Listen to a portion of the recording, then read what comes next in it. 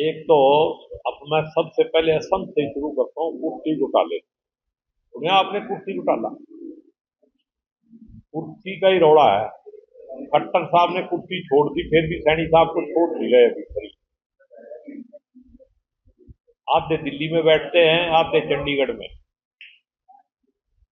पता है ना आपको? कुर्सी घोटाले में सीधा 42 लाख रुपये का रगड़ा लगा दिया। टेंडर किसी के नाम है, टेंडर करने वाला कोई और है। अब कहते हैं जी ये तो हमने भाईचारे में करा है।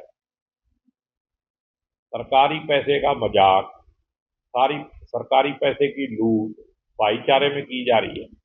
ये बीजेपी का जीरो टॉलरेंस। और अब 15 दिन से ज्यादा हो गए। 29 तारीख को मैंने मुद्दा उठाया था, 30 की अखबार में छपा हुआ है।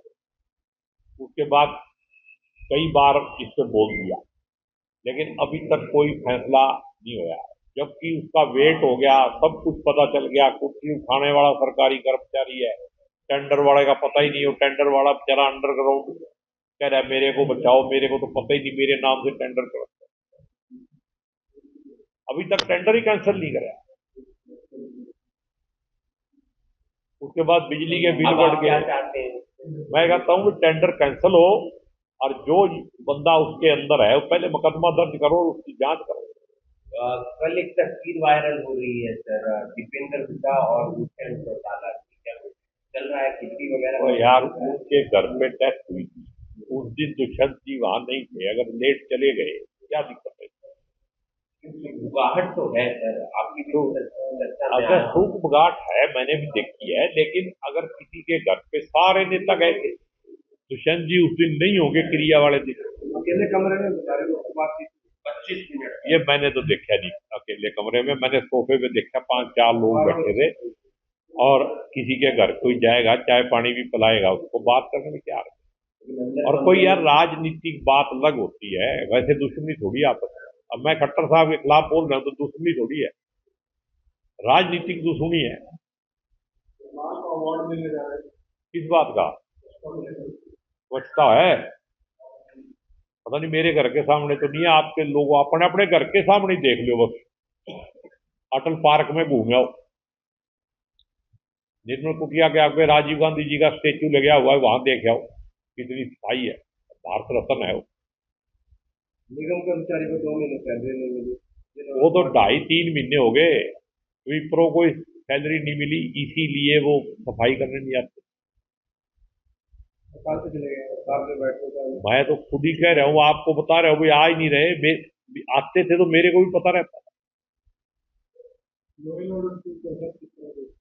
लॉ एंड ऑर्डर है वैसे यहाँ, यहाँ तो सिर्फ ऑर्डर ही ऑर्डर है, ला तो है ही नहीं।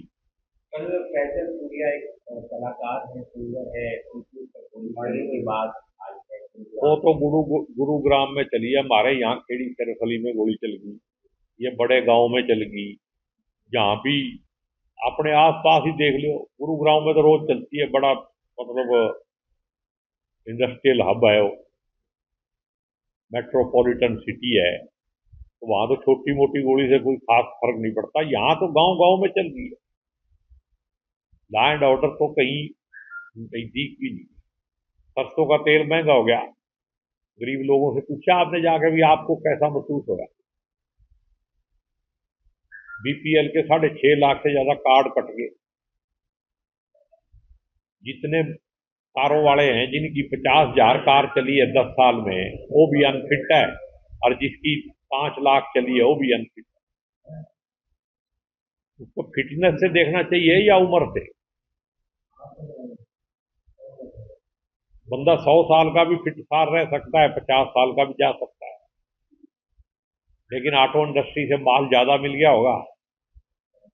बीजेपी ने अपनी पूरी लिस्ट तक बना दी है, कांग्रेस का जिला कांग्रेस का जिलाध्यक्ष 15 अगस्त से पहले बनेगा। हम अपना धीरे धीरे काम करते हैं, गर्म नहीं खाते। कांग्रेस में तो तारीख पे तारीख की जा रही है। नहीं नहीं, कोई 15 अगस्त से आगे कोई तारीख, उससे पहले कर दिया जाएगा। मनोहर जी ने सरकार को वोट दिया है, तो तुम कुछ लाए? तो तुमने वोट दी होगी, तुम देखो। मैंने तो उसके खिलाफ काम कर रखा है, मेरे को तो क्यों खिलाएगा? वैसे करनाल वालों को आदत है, राजा कर्ण की धरती है, बाहर वालों को सिर पे बैठाने की। खट्टर साहब आगे पहले भी कई थे जो बाहर से आए। हम तो पिछले 40-50 साल से बाहर कई एमपी बनाते हैं।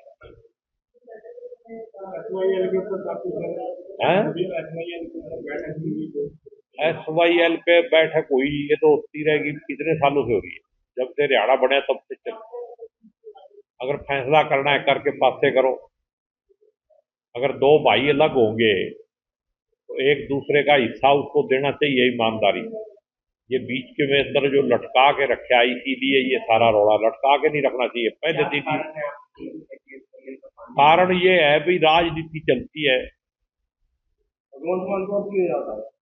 क्या ये सब राजनीति है ना। जब इलेक्शन नजदीक आता, उसका भी इलेक्शन नजदीक आ गया, उसको पहले याद आ गया, हमारा इलेक्शन आएगा, हमारे को याद आ जाएगा। जनता को क्या मिल रहा है इससे? जनता को तो पानी चाहिए, और पानी हमारा मिलना चाहिए। मैं सब की बात कर रहा हूँ। मैं कह रहा हूँ भाई, जनता को पानी मिलना चाहिए, जो हमारा हक है वो मिलना चाहिए।